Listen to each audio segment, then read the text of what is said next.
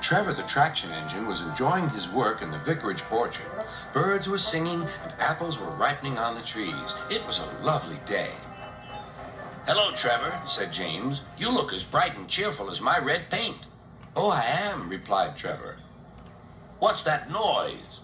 "It's the bees," laughed Trevor. "They're all in these boxy things called beehives. I'm taking them to the station. The vicar says his bees make good honey, and he's giving some of them to his friends."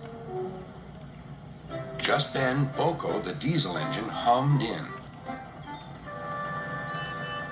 "Take care, you two. Don't make the bees angry. They might sting you." James didn't like being told what to do by a diesel, and he buzzed away. "Goodbye, Trevor," called Boko, and set off to see Duck at the next station. Bill and Ben, the tank engine twins, were busy arranging cars, but they scampered off when they saw Boko. "I remember the first time I met those two," laughed Boko. "They nearly made my eyes pop out. Edward soon put a stop to their games." "Edward is the only one who can keep Bill and Ben in order," chuckled Duck. "I sometimes call them the bees." "A good name," replied Boko. "They're terrors when they start buzzing around." James bustled in. "What's that, Duck? Are you afraid of bees? They're only insects after all, so don't let that buzzbox diesel tell you different." "His name is Boko, and he didn't. I wouldn't care if hundreds were swarming around. I'd just blow smoke and make them buzz off." "Buzz, buzz, buzz," retorted Duck. The next morning, James arrived at the station to collect his coaches. The passengers were excited and keen to get on board. The platform was crowded, and the porter was in a hurry. "Mind your backs," he shouted. Then there was trouble. The beehive fell and broke open. The station cleared like magic. James heard a familiar buzzing. The bees were too cold to be cross, so they buzzed around the fireman, hoping he'd mend their hive. But he didn't understand, nor did his driver, so the bees turned to James.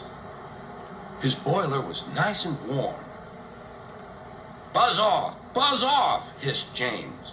One bee burnt his foot. "Ooh, ooh." The bee thought James had burned him on purpose.